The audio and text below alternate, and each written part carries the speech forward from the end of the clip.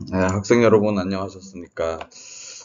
어느덧 마지막 수업이 될 것 같습니다. 음, 다음 시간은 그 학교에서 대면 수업을 실시할 겁니다. 그리고 기말고사도 같이 실시할 예정이니 공지사항 잘 확인해 주시기 바라겠습니다. 공지사항은 이번 주 목요일쯤 올릴 예정이니까 참조하시기 바라고요. 마지막 시간을 그 노인에 대한 어, 운동 프로그램을 더 할까 하다가 어, 노인에 대한 성공적 노화에 대해서 마지막 시간을 하는 게 좋을 것 같아서 조금 바꿔봤습니다. 자, 성공적인 노화라는 것은요. 자, 나이가 들어가도 신체와 정신적 기능이 일상생활을 영위하는 데 어려움이 없고 안정적인 사회적 관계를 유지하면서 여가를 즐길 수 있는 경제력을 가지고 있으면서 안정감을 지닌 상태를 이야기합니다. 어, 노화를 인간의 세태로 정의하여 부정적인 측면을 강조해 왔는데요. 노화의 긍정적 측면을 강조하여 성공적 노화라는 개념이 현대에는 형성되어 있습니다. 대표적으로 성공적 노화를 연구한 학자로는요, 로아칸, 리프, 발테스, 그리고 피셔, 하비거스트 이러한 사람들이 있는데요. 이들의 견해를 종합해 보면은요, 성공적 노화는 먼저 장수, 건강한 유전자 소유, 질병이나 장애가 없이 건강한 상태를 이야기하고요. 어, 이러한 기능들이 어느 정도 감소하거나 제거되어도 보존 기능을 활용하거나 대체 기능을 이용하여 만족한 상태를 이야기합니다. 일상생활을 영위해 나갈 수 있을 정도의 신체적 기능과 정신적 기능을 유지한 건강한 상태를 이야기하는 것이죠. 심리적, 생리적, 그리고 자신의 욕구를 충족하고 생활 양식을 지지하기에 충분한 물질적, 비물리적 자원을 적절히 소유하고 있어야 합니다. 경제적으로 사회적 수준도 있어야 된다는 뜻입니다. 가족, 친구, 주변 사람들과 친밀한 관계를 유지하고 사회적 지지 체계를 구성하면서 집안일, 자원봉사, 직업 등의 생산적인 활동을 계속하여 적극적으로 인생에 참여하는 상태이기도 합니다.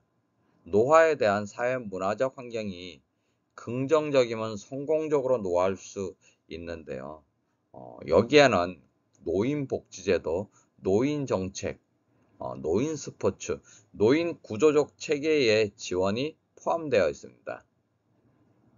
성공적 노화는 자신의 삶에 대한 행복감과 만족감 같은 주관적 경험이 굉장히 중요하죠. 그리고 지금까지 살아오면서 자아실현에 대한 부분에 대해서도 자신이 부족함이 없는 상태를 성공적 노화라고 할 수 있겠습니다.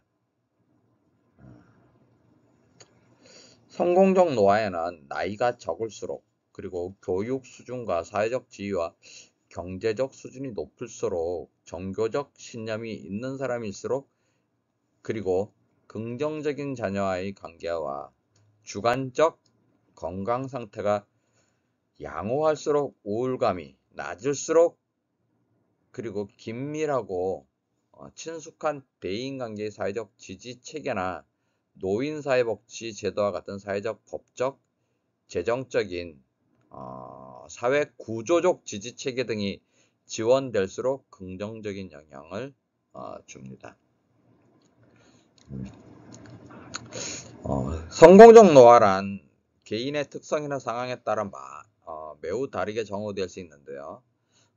삶의 질 차원에서 삶의 만족, 삶에 대한 기대와 현실적인 충족감의 위치에서 오는 주관적 만족감이고요. 개인의 심리적, 환경적 요인은 물론 생활사를 통해서도 영향을 받는 복합적인 감정 생태라 할 수 있겠습니다.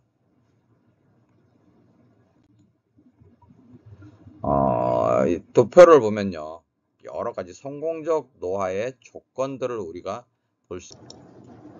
잘 사는 것도 중요하고 잘 죽는 것도 중요하지만 잘 늙는 것도 중요합니다. 조지 버나드 쇼라는 사람이 나이 먹는 것을 두려워하지 말라. 걱정할 일은 나이 먹을 때까지 여러 가지 장애를 뛰어넘는 일이다라고 이야기하였습니다. 성공적으로 늙는다는 것이 좀 우스워 보이지만 이렇게밖에 정의할 수가 없는데요. 베이비붐 세대가 늘어나는 우리나라의 고령화되고 있는 선진 서구 사회에서 갈수록 수요가 많아지고 있는 분야가 바로 성공적인 노화라는 부분입니다. 자, 지금 여러분들이 대학생인데 하다못해 갖고 우리나라 인구가 점점 줄어들고 있습니다. 지금 현재 내년도 대학 입학 학령 인구만 해도 4만 명이나 줄어든답니다. 4만 명이라면은 한 10개 정도의 대학의 정원, 신입생 정원을 넘는 부분이라고 할 수 있겠죠. 지금도 올해도 작년 같은 경우에도 좀 여러 대학에서 미달 사태가 많이 벌어졌는데 내년도 학년 같은 24학년도 같은 경우에는 올해보다도 훨씬 더 심해진다라는 이야기죠. 예. 그러다 보니까 노인 인구는 점점 늘어날 테고 이렇게 노인 스포츠나 노인들의 그 성공적인 노화에 대한 관심은 점점 커져갈 전망입니다. 노인에 대한 그 사업을 한다 하더라도 노인과 관련된 사업이 앞으로는 각광받는 사업이 될 수 있다라는 것이죠. 지금 현재까지는 어린이나 청소년들을 위한 사업이 굉장히 활성화되었다면 앞으로는 태어나는 인구보다도 역시 마찬가지로 노인의 인구가 훨씬 더 많아지기 때문에 여러분들이 어떤 사업을 구상한다 하더라도 그 부분을 좀 염두에 두시면 좋을 것 같습니다. 잠시 노인들의 모습을 한번 상상해 보면요.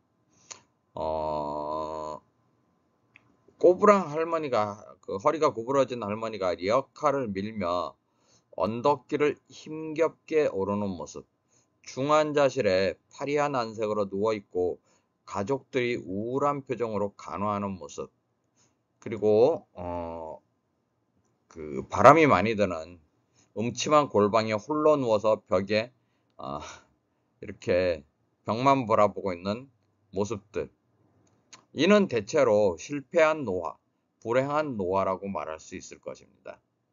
그러나 만일 근육줄의 몸매를 자랑하며 단축 마라톤에서 젊은이들을 여럿 제치고 뛰는 모습, 백발이 성성한 아래로 날카로운 지성미가 넘치는 눈빛을 번뜩이는 원로 교수의 모습, 인자한 미소를 지으며 나이 90이 넘어서도 두 팔로 벌리고 멀쩡히 고든 자세로 뛰어오는 그 할머니 할아버지의 모습이 상상된다면 이는 앞서보다도 더 성공적이고 긍정적인 노화라고 할 수 있겠습니다. 문제는 이것이 모두에게 마냥 쉬운 것은 아니라는 점입니다. 얼마 전에 TV에서 저는 노인소년단인가요? 방탄소년단을 번따서 그 평균 연령이 60대의 그 댄스 팀을 봤습니다. 거기에 이상민, 김종민이 나와서 같이 프로그램을 운영하는 거 봤는데, 멋지게 그런 분들을 보면은 그런 분들이 진짜 성공적 노화의 그 아주 그 바람직한 그 본보기라고 할 수 있을 것 같습니다. 제가 한번 잠깐 찾아보도록. 노인 BTS라고 이야기들을 한다고 하네요. 예. 그런 분들도 있습니다.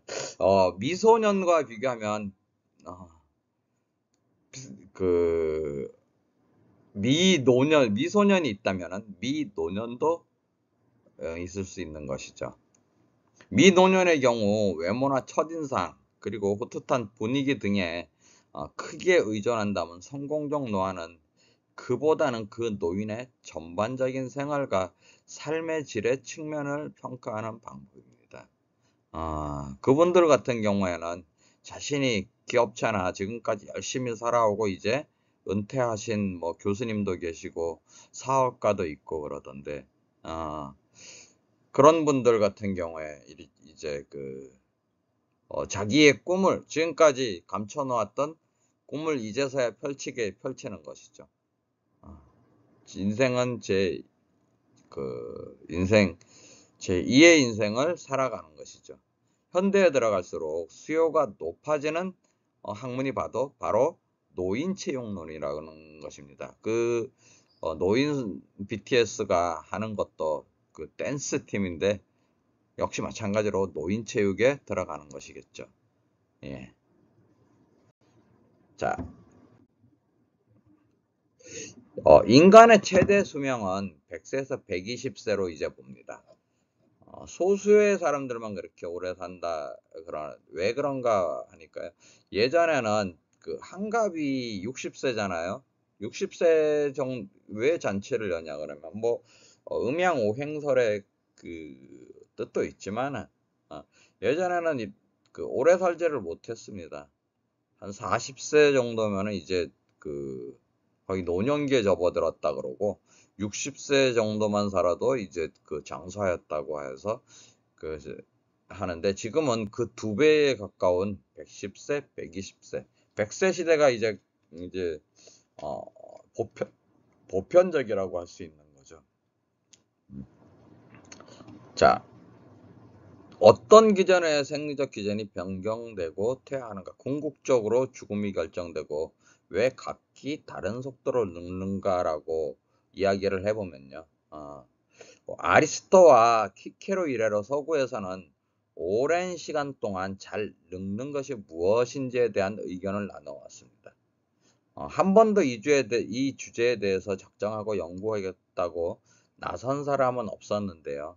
그러다가 군대에 들어오면서 대중매체에서 흔히 중년과 노년에 대하여 비참하고 불행하고 보잘것없고 쓸모없는 시기인 것처럼 묘사하는 경향이 나타나면서 많은 사람들이 노년의 불행함에 대해서 그러려니 하고 받아들이곤 했는데요. 그러다가 발달 심리학자인 에릭슨이 전 생애적 인간 발달 이론을 제안하고 저널의 편집장 하비 거스트가 탈참여 이론을 제안하면서 노인들의 삶과 질의 생활에 대한 이해가 본격적으로 생겨나기 시작합니다. 애초에 하이거스트는 성공적 노화라는 표현을 최초로 쓴 사람입니다. 프리즈는 자신의 논문에서 이환기관의 압축 개념을 제안하면서 질병으로 고생하는 것과 무관하게 추구되는 수명 연장의 풍토를 비판하였습니다.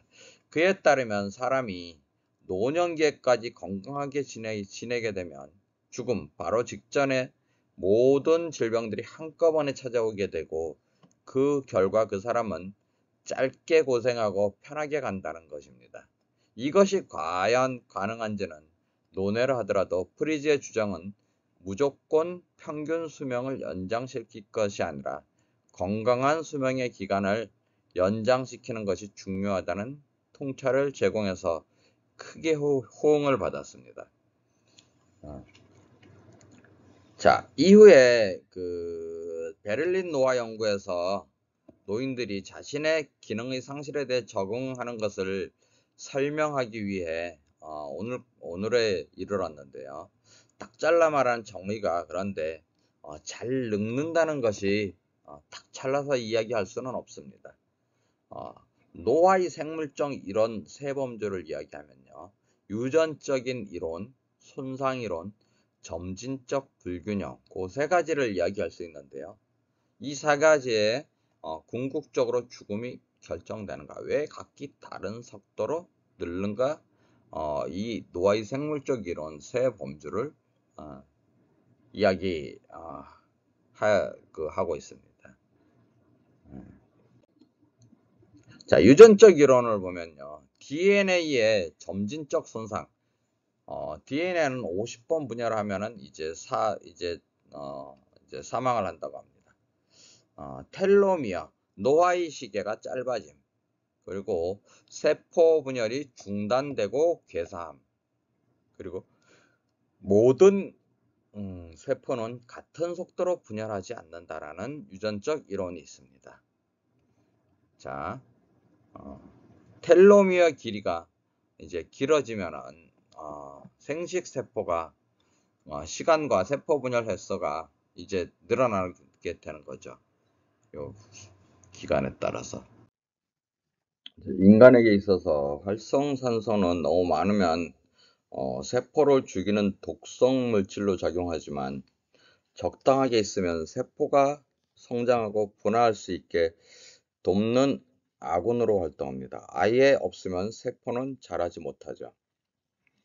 일반적인 산소보다 활성이 크고 불안정하며 높은 에너지를 갖고 있는 산소를 활성산소라고 하는데요.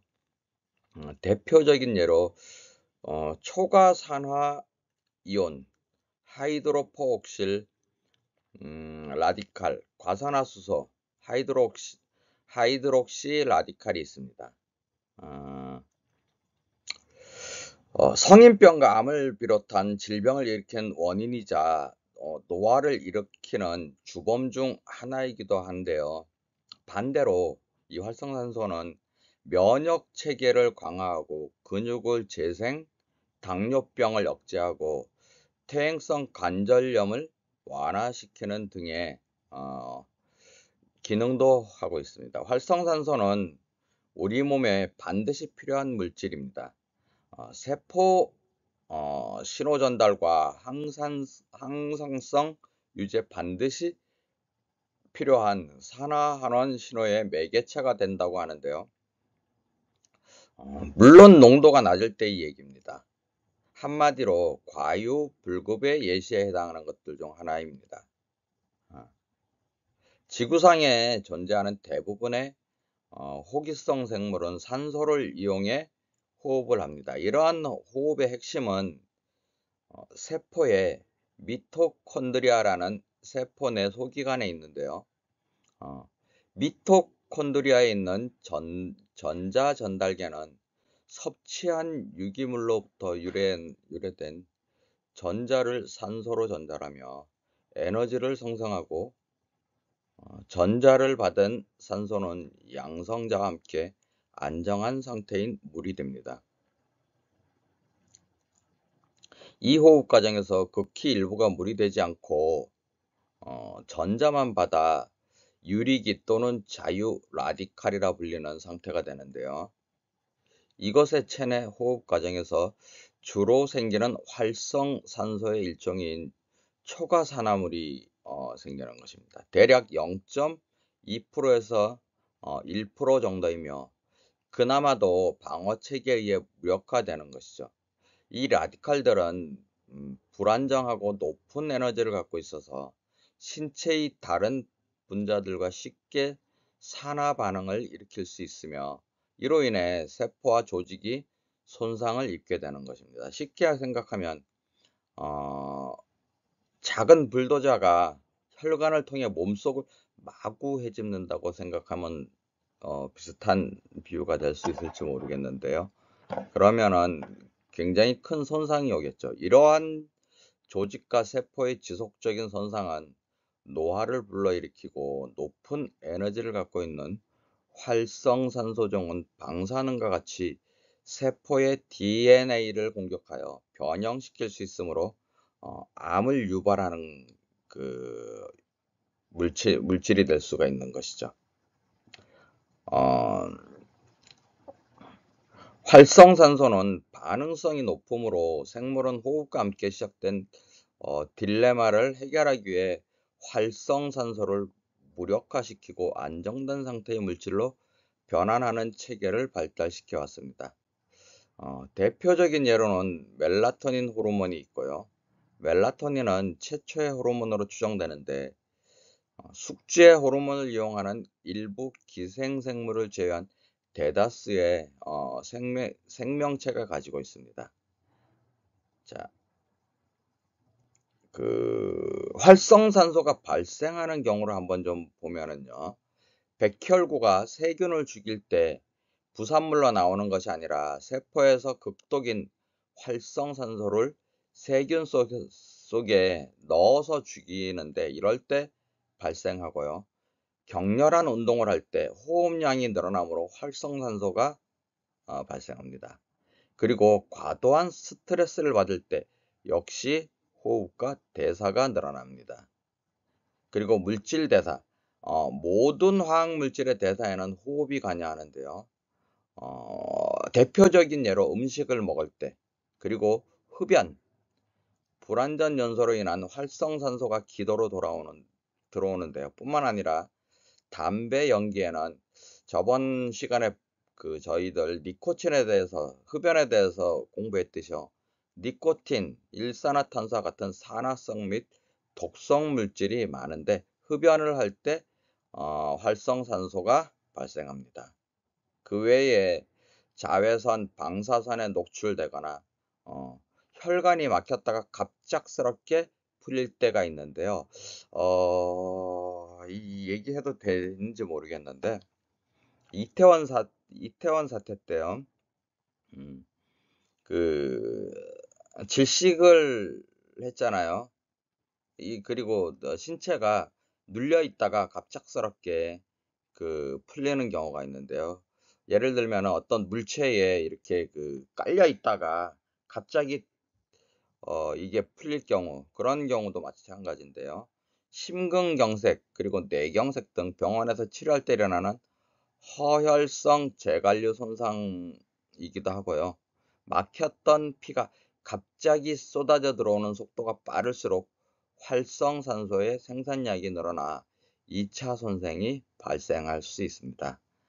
이러한 경우들로 인해서도 활성산소가 발생할 수 있는데, 다시 한번 얘기하지만서도요, 활성산소는 너무 많으면 세포를 죽이는 독성 물질로 작용하지만 적당하게 있으면 세포가 성장하고 분화할 수 있는 우리 몸에 이롭습니다.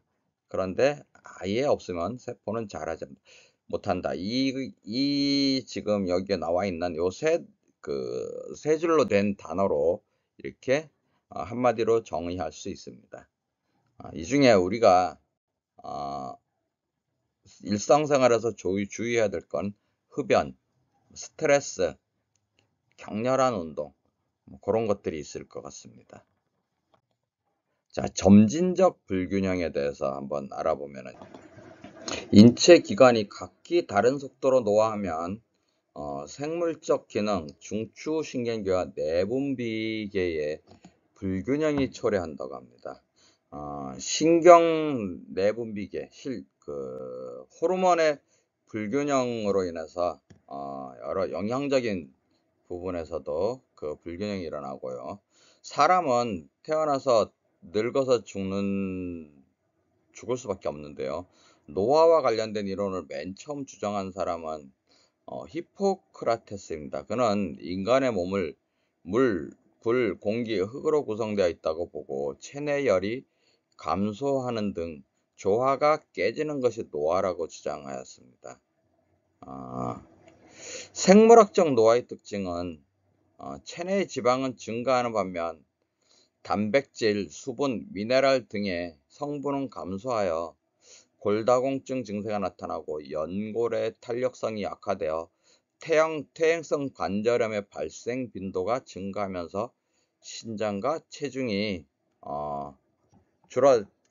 줄어든다고 합니다. 점진적 불균형 이론은 뇌 분비 개선 혹은 면역 체계가 점차적으로 기능을 못하게 되면서 노화가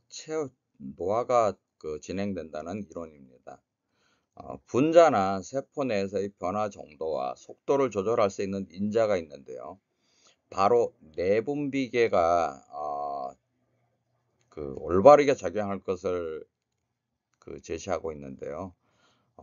기능의 변화로 인해서 노화의 시작과 속도가 결정된다라는 것입니다. 이 점진적 불균형은요, 중추 신경계에도 이러한 현상이 일어나고요. 뇌의 시상하부, 연변계에서도 이러한 현상은 진행되면서 뇌 하수체를 통해 조절 능력을 발휘하게 됩니다. 이러한 내분비계의 불균형이 호르몬과 생리체계의 균형을 방해하여 노화 현상을 초래하게 되는데요. 이러한 노화의 현상은요, 독립적으로 작용하기보다는 보완적으로 상호작용에 의해 노화 현상이 일어난다고 합니다. 유전과 환경, 그리고 면역 기능 및 스트레스는 서로 영향을 주어 불균형과 손상을 초래하여 노화를 초래하게 되죠. 자, 노화의 진행을 낮출 수 있는 방법은 무엇이 있을까요? 매슬로우 욕구 5단계 이론을 보면은요, 생리적 욕구, 안전에 대한 욕구, 그리고 소속감과 애정 욕구, 자존의 욕구, 자아 실현의 욕구, 이러한 욕구들이 있는데요. 낮은 수준의 욕구는 그 다음 수준의 욕구의 마음에 쏟기 이전에 충족되어야 한다고 하는 이론이 매슬로우의 욕구 5단계 이론입니다. 심리적으로 노화 이론이 바로 이러한 부분에 있어서 충족되어야지 어느 정도 우리가 노화의 진행을 조절할 수가 있는데요. 생리적 욕구, 의식주, 수면에 관한 욕구가 가장 기본적이고요. 그 다음에 위험 회피, 타인 관계 인정, 단체 소속감, 그리고 명예, 권력의 성취, 그리고 자아 실현의 욕구. 마지막에는 자아 실현의 욕구. 이제 노인이 되었을 때는 이제 자아 실현의 욕구가 강하다고 볼 수 있겠습니다.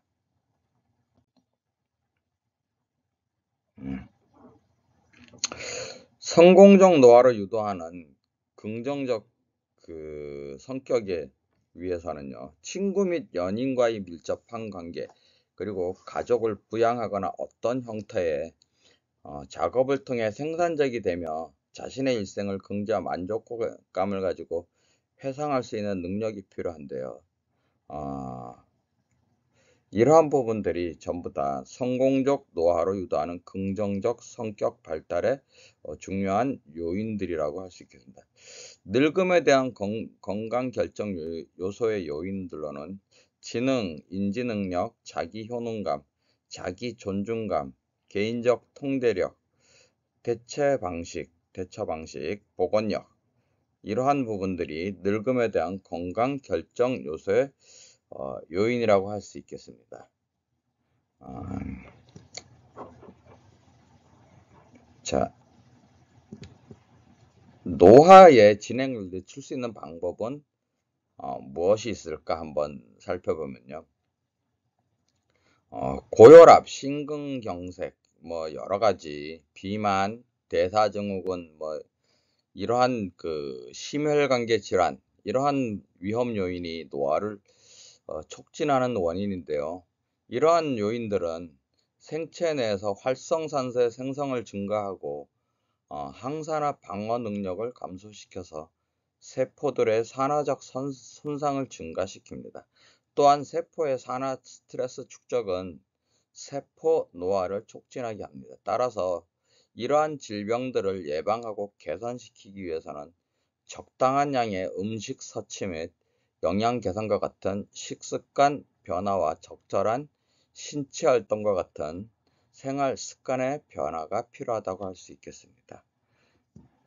자, 성공적 노화에 대해서 알아보았는데요. 자, 성공적 노화에는 운동 지구력 운동이 가장 중요하다고 할 수 있겠습니다. 체력이 없으면은 이러한 지능, 인지 능력, 자기 효능감, 자기 존중감, 개인적 통제력, 대처 방식 이러한 것들이 다 의미가 없죠. 그렇기 때문에 노인 스포츠는 그만큼 중요하고 친구 및 연인과도 그렇고 가족과도 그렇고요. 사회적으로 체육 활동을 할 수 있는 여건을 마련하는 것이 대단히 중요하다고 할 수 있겠습니다. 오늘 수업은 여기까지 하고 다음 시간에는 대면 수업으로 기말고사를 학교에서 볼 텐데요. 12일 날로 여러분들 알고 계시면 좋겠습니다. 그 외에 대면 수업을 하지 못하는 학생들은 공지사항을 참조해 주시면 감사하겠습니다. 한 학기 동안 매우 수고 많으셨습니다. 감사합니다.